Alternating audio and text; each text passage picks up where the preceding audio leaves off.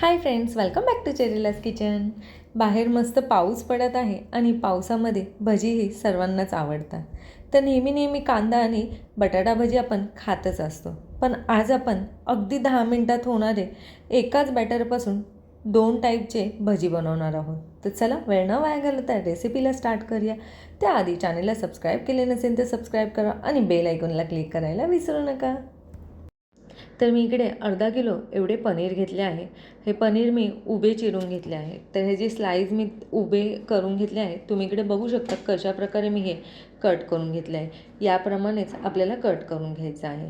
आता आपल्याला मॅरिनेट करायचं आहे पनीरला. त्यासाठी मी इकडे 2 पॅकेट शेजवान चटणी घेतली आहे. मी इकडे बाहेरचीच शेजवान चटणी वापरली आहे.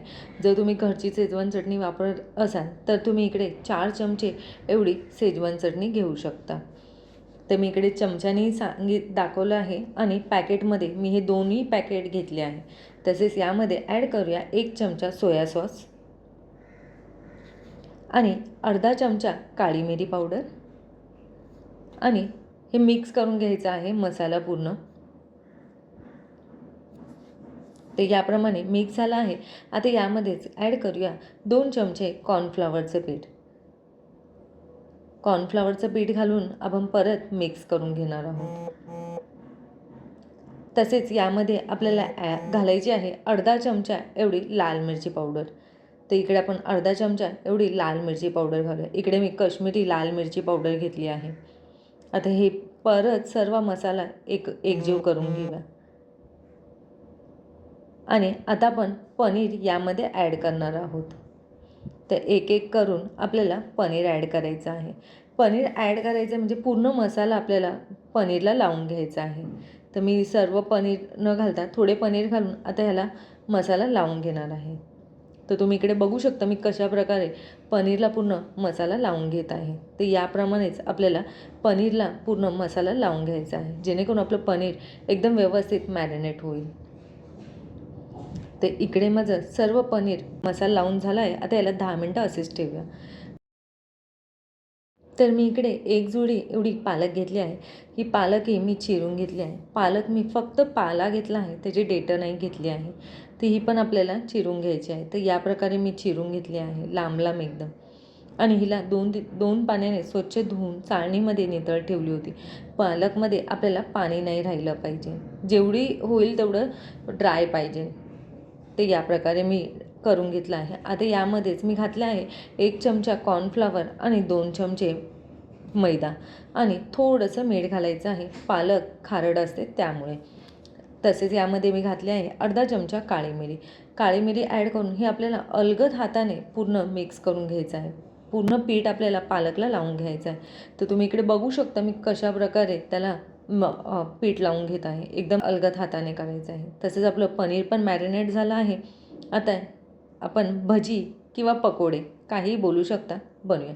तसेच माझे मीठ टाकायचे राहिले होते, तर मी थोडेसे मीठ ॲड केले आहे. मीठ ॲड करून ह्याला परत एकदा एकजीव करून घेऊया. तर याप्रमाणे आपलं मिक्स झालं आहे. आता आपण भजी बनवूया. तर मी इकडे पनीरचा एक स्लाईस घेतला आहे. तर या प्रकारे घेऊन पूर्ण पनीर आपल्याला पालकमध्ये गुंडाळून घ्यायचे आहे. पूर्ण पालक आपल्याला पनीरला कवर करून घ्यायचे आहे. तर याप्रमाणे पालक लावून आपल्याला थोडेसे प्रेस करायचे आहे. तर तुम्ही इकडे बघू शकता मी कशा प्रकारे प्रेस करत आहे. या पद्धतीनेच आपल्याला पालक लावून घ्यायचे आहे. आणि थोडंसं दोन्ही हाताने प्रेस करायचं आहे. तर पूर्ण पालक पनीरला लागून जाते. याचप्रमाणे मी दुसरंही करून घेत आहे. तर तुम्ही बघू शकता कशा प्रकारे आणि किती इझिली पनीरला पालक लागत आहे. तर याप्रमाणे मी सर्व पालक लावून घेतले आहे. आता आपण डीप फ्राय करणार आहोत. तर डीप फ्राय करण्यासाठी इकडे आपल्याला तेल खूप गरम नाही पाहिजे नाही, मीडियम असे तेल गरम झाले आहे. आता एक करून आपण भजी यामध्ये सोडूया. तर इकडे आपण सर्व भजी एक करून सोडल्या आहेत. इकडे आपल्याला गॅसही स्लोवरच ठेवायचा आहे आणि ह्या बुडबुड्या कमी होत नाही तोपर्यंत आपण हे असेच ठेवणार आहे. बुडबुड्या कमी झाल्यावर मी चमच्याच्या साहाय्याने थोडेसे वरती तेल सोडले आहे. या प्रकारे आपल्याला तेल सोडायचे आहे. आणि याला आपण पलटी करणार आहोत. याला सर्व साईडने आपल्याला क्रिस्पी असं तळून घ्यायचं आहे.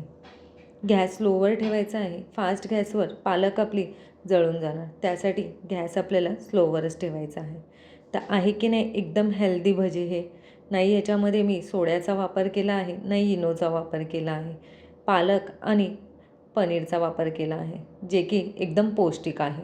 ही रेसिपी तुम्ही लहान मुलांनाही बनवून देऊ शकता.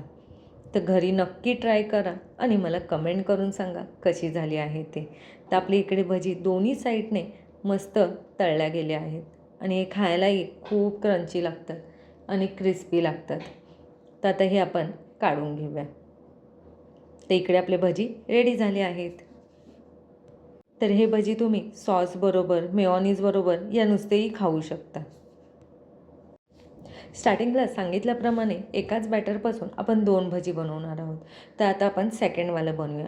सेकंडवाली भजी बनवण्यासाठी मी इकडे बारीक शेवचा वापर केला आहे आणि ह्या शेवमध्ये मी मीठ ॲड केले आहेत. मीठ ॲड करून आपल्याला जे पण पनीर आपण मॅरिनेट करून ठेवलं होतं ते पनीर हातानेच एक एक करून आपल्याला शेवमध्ये पूर्ण मिक्स करायचं आहे. तर इकडे आपलं मॅरिनेट केलेलं पनीर मी पूर्ण पनीरला शेव एकदम प्रॉपर लावून घ्यायचे आहे. त्यासाठी इकडे आपल्याला शेव थोडी बारीक करायची आहे. तर या प्रकारे मी पूर्ण शेव लावून घेतली आहे. आता याला डीप फ्राय करूया.